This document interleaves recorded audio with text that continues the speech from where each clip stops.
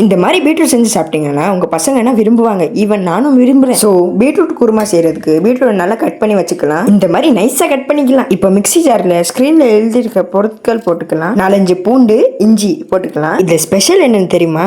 அது நான் சொல்கிறேன் இருங்க. மிக்ஸி ஜாரை க்ளோஸ் பண்ணி மிக்ஸியில் அரைச்சி எடுத்துக்கலாம். இப்போ 4-5 பச்சை மிளகா போட்டு அரைச்சிக்கலாம். ஒரு கடாயில் எண்ணெயை சூடு பண்ணி அதில் பிரியாணி இலை போட்டுக்கலாம். சோம்பு, பச்சை மிளகா, தக்காளி, வெங்காயம், அதுக்கப்புறம் கொத்தமல்லியை தூவி விட்டு நல்லா வறுத்து எடுத்துக்கலாம். இப்போ நம்ம வெட்டி வச்ச பீட்ரூட் ட்ரையாங்கிள் ஷேப் ஆட் பண்ணிக்கலாம். உடனே நல்லா மிக்ஸ் பண்ணி எடுத்துக்கலாம். இப்போ மசாலா தாங்க ஆட் பண்ணுவோம். மஞ்சள் தூள், மிளகாய் தூள், அதுக்கப்புறம் தேவையான அளவுக்கு உப்பை சேர்த்து நல்லா கிண்டிக்கலாம். நல்லா கிண்டினக்கு அடுத்து தேவையான அளவுக்கு தண்ணி ஊற்றிக்கலாம். தண்ணியில் நல்லா பீட்ரூட்டை மிக்ஸ் பண்ணிக்கலாம். உங்கள் சப்போர்ட்ஸ்க்கு தேங்க்ஸ்ங்க. 500 சப்ஸ்கிரைப் ஆக போகுது. இப்போ 10 மினிட்ஸ் குக் பண்ண வச்சுக்கலாம். திறந்து பார்த்தாங்க அம்மா, சரியான மனங்க. இப்போ ரெடி பண்ண சட்னி ஆட் பண்ணிக்கலாம். கூடவே அதில் தண்ணி ஊற்றி மிக்ஸ் பண்ணி அதையும் ஆட் பண்ணிக்கலாம். சும்மாவே பீட்ரூட் எனக்கு பிடிக்கவே பிடிக்காது. இப்போ அம்மா செய்கிறத பார்த்து வாயிலேருந்து எச்சி ஊறு. ஃபைனலி குருமா செஞ்சாச்சுங்க. பிடிச்சிருந்தா லைக் பண்ணுங்கள், ஷேர் பண்ணுங்கள், சப்ஸ்கிரைப் பண்ணுங்கள். தேங்க்ஸ் ஃபார் வாட்சிங்.